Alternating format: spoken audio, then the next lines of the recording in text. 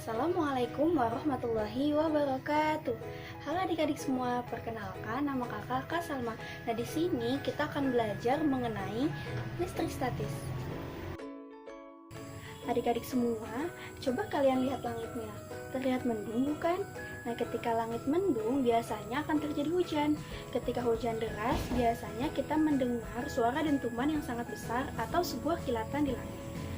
Nah, hal itu disebut sebagai petir atau halilintar. Apakah kalian tahu bagaimana halilintar atau petir tersebut dapat terjadi? Petir atau halilintar dapat terjadi karena adanya listrik statis.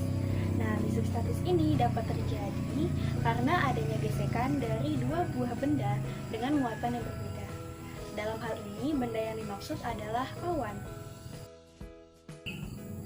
Awan akan terus bergerak secara teratur dan terus-menerus. Selama pergerakan ini, awan akan berinteraksi dengan awan lainnya. Nah, sehingga muatan yang negatif akan berkumpul pada satu sisi saja, dan sisi sebaliknya akan berkumpul muatan positif. Jika perbedaan potensial antara awan dan bumi cukup besar, hal ini akan mengakibatkan terjadinya pembuangan muatan negatif dari awan ke bumi untuk mencapai keseimbangan. Nah, pada saat proses pembuangan muatan ini, media yang dilalui adalah udara.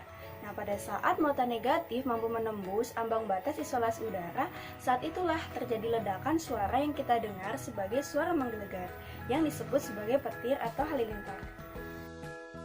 Tahukah kalian, faktanya fenomena petir tersebut dapat ditemukan di kehidupan sehari-hari loh.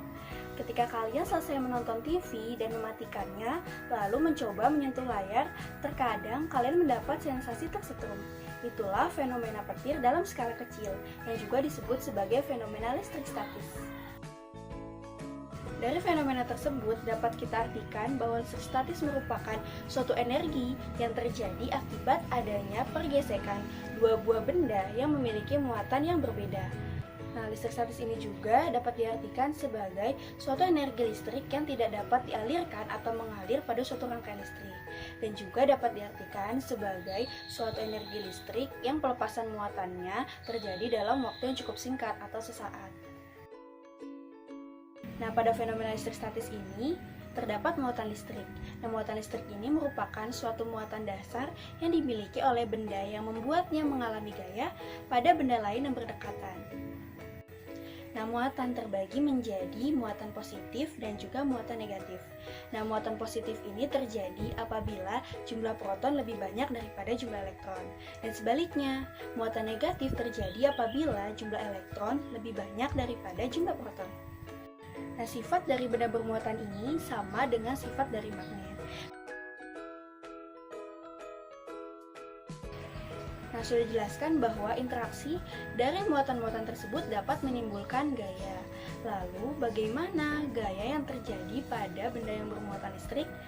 Nah, supaya kita bisa menjawabnya, kita berkenalan dulu nih dengan Charles Augustin de Coulomb. Coulomb ini merupakan fisikawan asal Prancis yang sangat berperan penting dalam sejarah kelistrikan. Coulomb ini mulai mengembangkan penelitiannya dengan mempelajari lebih lanjut hukum tolakan listrik yang dikemukakan oleh Joseph Priestley. Pada tahun 1768, Coulomb ini mulai mengotak-atik dan mengecek dua benda bermuatan dengan menggunakan alat yang disebut sebagai torsion balance. Nah, dari situlah ia mengetahui bahwa terdapat karakteristik tertentu dari benda-benda bermuatan. Nah, jika benda tersebut memiliki muatan yang sejenis, maka benda tersebut akan tolak-menolak. Tetapi sebaliknya, jika benda tersebut memiliki muatan yang berbeda, maka benda tersebut akan tarik-menarik. Tidak hanya sifat dari gaya yang muncul, Coulomb juga mencoba mengubah variabel-variabel yang ada. Nah, pertama dari dua benda tadi, dia mengubah besar kecilnya muatan di salah satu benda dengan menambah muatan atau menguranginya dengan mengalirkannya ke bumi sambil mengecek perubahan gaya yang terjadi. Ternyata didapatkan bahwa gaya sebanding dengan perubahan muatan dari kedua benda, sehingga dapat dituliskan F sebanding dengan Q1 dan Q2. Dengan F adalah gaya, Q1 adalah muatan benda 1, dan Q2 adalah muatan benda 2. Tidak hanya berhenti sampai di sana, Coulomb ini juga mengubah jarak antar kedua benda tersebut. Dengan menambahkan jarak kedua benda tersebut atau mengurangkannya, dengan tetap memeriksa gaya yang terjadi pada benda tersebut. Ternyata gaya berbanding terbalik dengan kuadrat jaraknya. Ketika semakin jauh jarak kedua benda, maka gaya yang dihasilkan akan semakin kecil sebesar kuadrat jaraknya. Nah, dari sini didapatkan F berbanding terbalik dengan R kuadrat atau F berbanding lurus dengan 1/R kuadrat. Dengan menggabungkan persamaan pertama dan persamaan kedua, maka gaya yang timbul adalah F sebanding dengan Q1 dikali Q2 dibagi dengan R kuadrat. Dengan F adalah gaya, Q1 adalah muatan benda pertama, Q2 adalah muatan benda kedua, dan R kuadrat adalah kuadrat jaraknya. Dari persamaan tersebut sudah mulai terbentuk pencarian gaya dari benda-benda bermuatan si kolom ini. Tapi ini belum selesai adik-adik. Nah, kolom ternyata menyadari bahwa interaksi ini akan beda hasilnya jika dilakukan di dua medium yang berbeda. Nah, kalau benda ini berada di dalam air misalnya, akan berbeda hasilnya dengan benda yang berada di udara terbuka. Sehingga kolom memerlukan satu variabel lagi, yaitu konstanta. Karena kemungkinan kita melakukan percobaan atau menghitung gaya dari dua benda bermuatan di ruang terbuka atau ruang hampa, maka konstanta yang digunakan adalah 9 kali 10 pangkat 9 Nm kuadrat per kolom kuadrat. Nah, dari semua itu dapat disimpulkan bahwa rumus kolom adalah F sama dengan K dikali Q1 dikali Q2 dan dibagi dengan R kuadrat. Atau dapat kita simpulkan bahwa gaya sama dengan konstanta dikali dengan muatan benda pertama dikali dengan muatan benda kedua lalu dibagi dengan kuadrat jarak dari kedua benda. Sehingga kesimpulan dari hukum kolom adalah F sama dengan K dikali dengan Q1 dikali dengan Q2 dan dibagi dengan R kuadrat. Atau gaya sama dengan konstanta dikali dengan muatan benda pertama dikalikan dengan muatan benda kedua lalu dibagi dengan kuadrat dari jarak kedua benda. Nah, tahukah kalian mengapa benda-benda yang berada di sekitar permukaan bumi selalu ditarik menuju ke pusat bumi? Seluruh benda yang ada di permukaan bumi atau sekitarnya akan ditarik menuju pusat bumi karena memiliki massa yang jauh lebih kecil daripada massa bumi. Nah, muatan-muatan listrik memiliki medan listrik sehingga dapat mempengaruhi muatan lain yang berada tidak jauh darinya. Dengan demikian, dapat dikatakan bahwa medan listrik merupakan ruang di sekitar muatan listrik yang dapat menimbulkan gaya listrik terhadap muatan lain. Benda bermuatan listrik mempunyai garis-garis gaya yang berasal dari muatan positif dan berakhir pada muatan negatif. Nah, garis-garis gaya listrik ini pada muatan positif bergerak keluar dan pada muatan negatif menuju ke pusat muatan. Selanjutnya kita akan bahas mengenai medan listrik di antara dua muatan listrik. Nah, medan listrik dapat dinyatakan dengan kerapatan garis-garis gaya listrik. Nah, medan listrik antara muatan negatif dan muatan positif terjadi sangat besar karena adanya kerapatan garis-garis gaya listrik.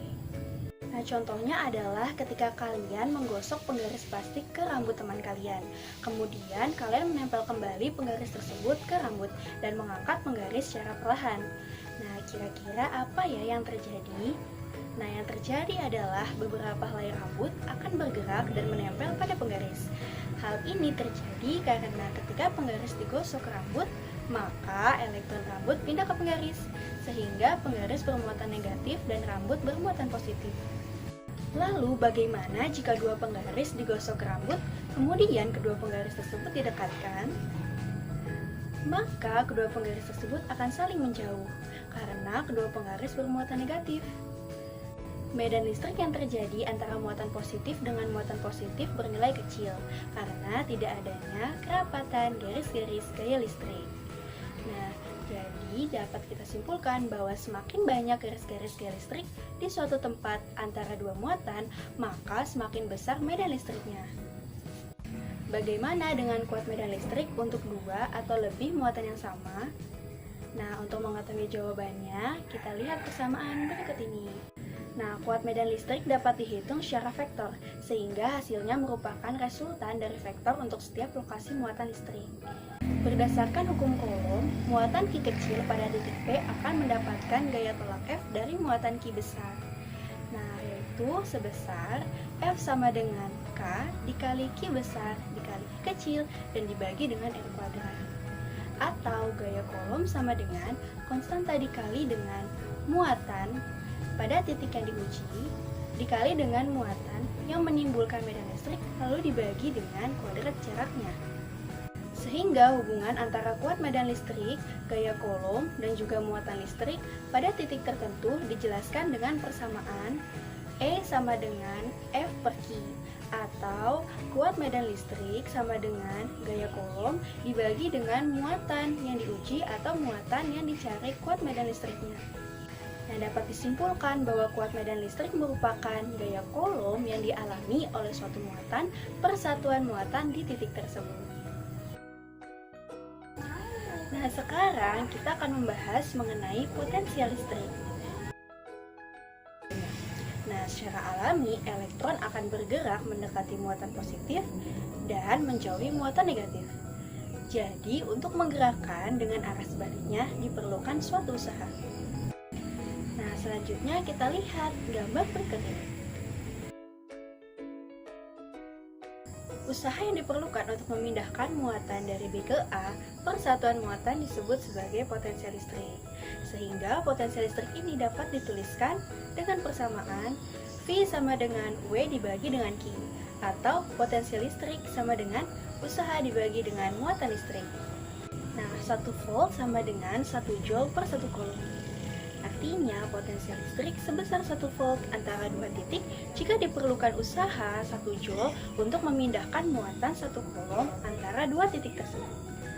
Nah, sehingga usaha yang diperlukan untuk memindahkan muatan dari satu titik ke titik yang lain per satuan muatan disebut sebagai potensial listrik. Lalu, bagaimana jika terdapat dua benda titik bermuatan?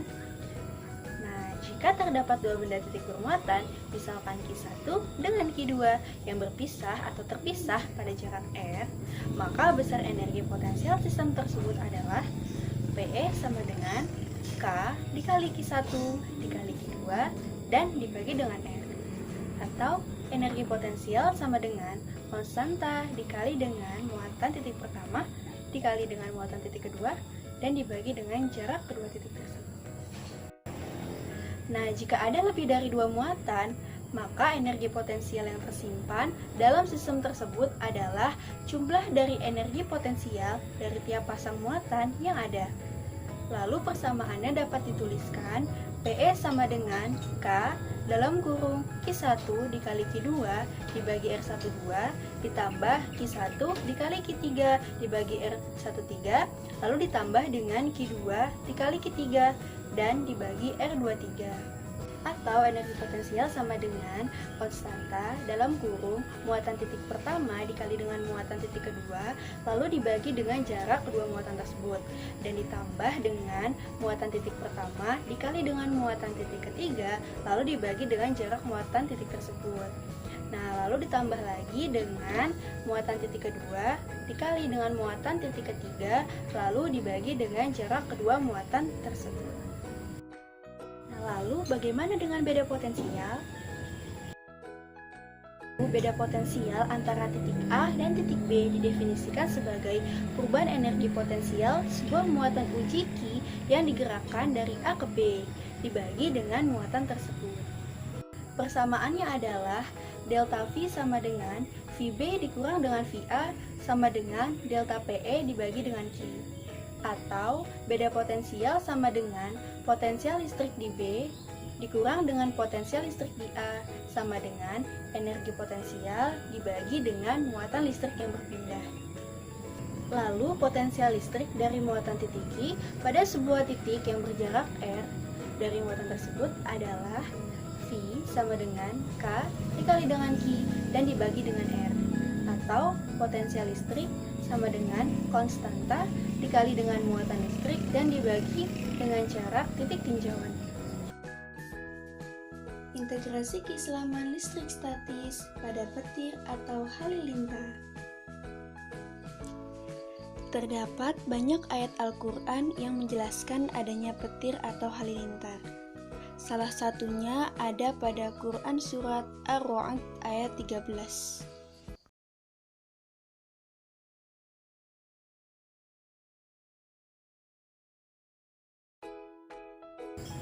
Cukup sekian pembelajaran kali ini, semoga bermanfaat. Wassalamualaikum.